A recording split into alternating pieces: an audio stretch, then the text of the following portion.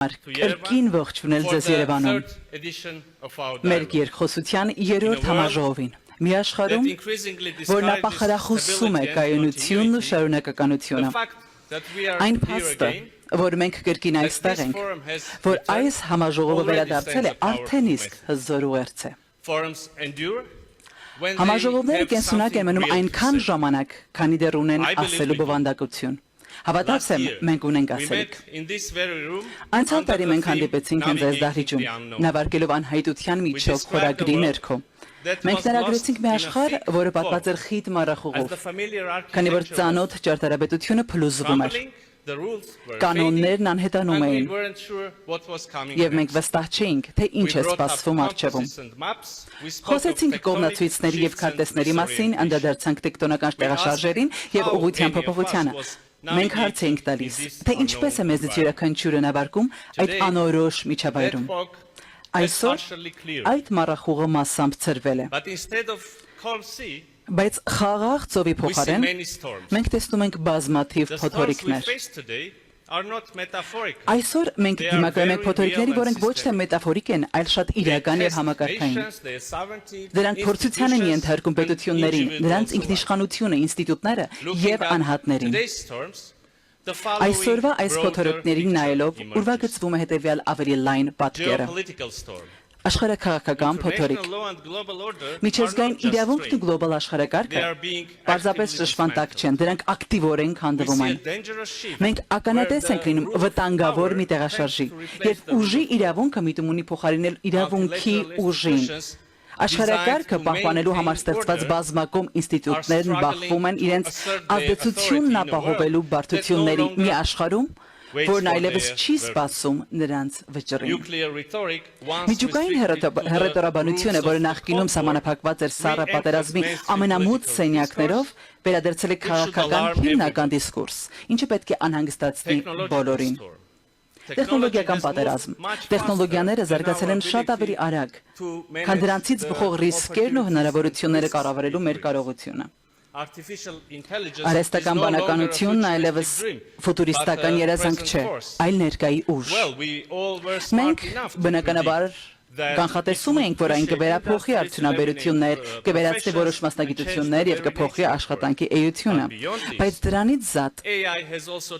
արհեստական բանականությունը նաեւ դարձել է մանիպուլյացիայի ուժեղ գործիք։ Արդյունաբերական ծավալներով գեներացնելով ապատեղեկատվություն,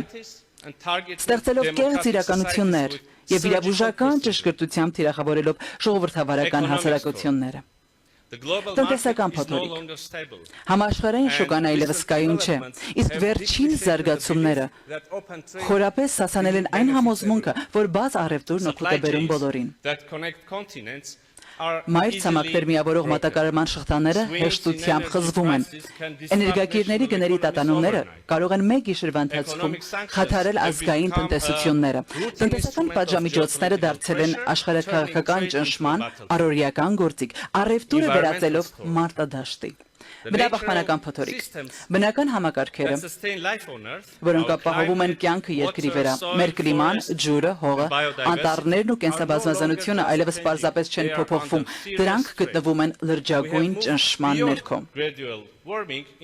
Մենք աստիճանական տաքացումից անցել ենք խորը անկայունության շրջան, որտեղ բնապահպանական վնասը խորացնում է ցանկացած այլ ճգնաժամ։ Կենսաբազմազանության կորուստը, հողի դեգրադացումն ու անտառատումը թույլատնում են բնության վերականգնվելու կարողությունը, մինչդեռ բնական ռեսուրսների չափից ավելի օգտագործումը վտանգում է հասարակությունների գործառնության համար անհրաժեշտ հավասարակշռությունը։ Այս փոթորիկները իհայտ չեն եկել առանձին։ Դրանք հայտնվել են միասին եւ փոխադարձաբար ուժեղացնում են միմյանց։ Աշխարհաքաղաքական ցնցումը հանգեցնում է տնտեսական խաթարումների, ինչն էլ իր հերթին խթանում է տեխնոլոգիական սպառազինությունների մրցավազքը, ինչն էլ ավելի է խորացնում աշխարհաքաղաքական պառակտումները։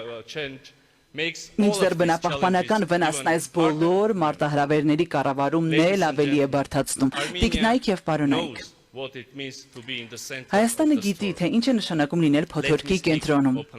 Ես անկեղծ կխոսեմ։ Վերջին տարիներին մեր երկրի առջև ծառացած մարտահրավերներն ու դժվարությունները շատ պետությունների կհասցնեին կաթվածի եւ փլուզման եզրին։ Ոստի ցանկանում եմ կիսվել որոշ եզրահանգումներով։ Երբ պետությունը հայտնվում է նման ալեկոծության մեջ, պատմությունն առաջարկում է 3 հիմնական ուղի։ Առաջինը մեկուսացումն ու օտարումն է։ Սա մի կողմ քաշվելու եւ գործողություններից խուսափելու ընտրություն է։ Հույս ունենալով, որ փոթորիկներից հեռու մնալով դրանք քեզ կշրջանցեն, իսկ հարմարավետության գոտին եւ ստատուս քվոն կպահպանվեն։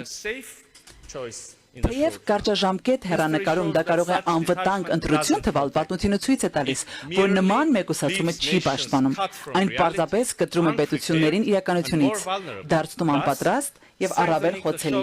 ուժեղացնելով ճգնաժամին առերեսվելուց հարվածի ազդեցությունը, եւ փուչիկն ի վերջո պայթում է։ Երկրորդը փոթորկին տրվելն է։ Այս դեպքում իրականացվում են անարդյունավետ, սխալ եւ հյուծող գործողություններ, որոնք կանխատեսելի են եւ ինչն առավել վատ է, փոթորկի կանխորոշված սցենարով թելադրված, որի արդյունքում նպաստում ես փոթորիկի իր իսկ կողմից ընտրած ուղղությամբ քեզ ներքաշելուն։ Այսպիսով կորցնում ես վերահսկողությունը, այլևս չես որոշում քո իսկ ապագան, դառնալով սեփական պատմության օբյեկտը, այլ ոչ թե սուբյեկտը։ Իսկ պարզապես հոսանքին տրվելով կամ փորձելով սանձել այն, անխուսափելիորեն առերեսվում ես ուրիշների որոշումների զոհ դառնալու եւ գոյաբանական մարտահրավերների առջեւ կանգնելու վտանգին։ Եվ երրորդ ընտրությունը՝ անցնել փոթորիկների միջով, առաջնորդելով պրագմատիկ մոտեցմամբ եւ ապագային միտված տեսականով, ուղիղ առերեսվել իրականությանը առանց ընդունելուց խուսափելու փոխարեն։ Գիտակցել, որ անկայուն աշխարհում գոնե որոշակի կայունություն ապահովելու միակ ճանապարհը ղեկը սեփական ձեռքը վերցնելն ու հստակ գործուն ռազմավարությամբ առաջ շարժվելն է։ Եվ այո, թեև հաջողությունն այս պարագայում ամենևին հաստատուն չէ, սակայն առաջին 2 տարբերակները հաստատաբես կործանարար են։ Տիկնայք եւ պարոնայք, մենք Հայաստանի Հանրապետությունը մեր նորագույն պատմության ընթացքում անցել ենք այս 3 ճանապարհներով, թևակողել ենք այս 3 փուլերը։ Տասնամյակներ շարունակ մենք կարծում էինք, թե մեկուսի մնալով հաջողությամբ խուսափում ենք փոթորիկներից եւ պահպանում սովորական դարձած մեր հարմարավետության գոտին։ Սակայն երբ եկավ պահը, ճգնաժամը եւ այդ երևակայական անվտանգությունը փլուզվեց, մենք հայտնվեցինք մի հորձանուտում, որտեղ չնայած մեր համառ ջանքերին, մեզ ձգում էին դեպի անդունդ։ Եվ այդ ժամ, ինչ-որ մի պահի, մենք որոշեցինք դուրս գալ պատմության այդ արատավոր շրջապտույտից։ Չհետևել այն ուղուն, որն ուրիշներն էին կանխորոշել մեզ համար, այլ ստանձնել պատասխանատվություն մեր սեփական ճակատագրի վերաբերյալ ինքնիշխան որոշումներ կայացնելու համար, չմնալ անցյալում, այլ նայել առաջ, կառուցելու ժամանակակից, ժողովրդավար եւ զարգացած հասարակություն իրական ինքնիշխանությամբ եւ հստակ սահմանված տարածքային ամբողջականությամբ ի պետություն։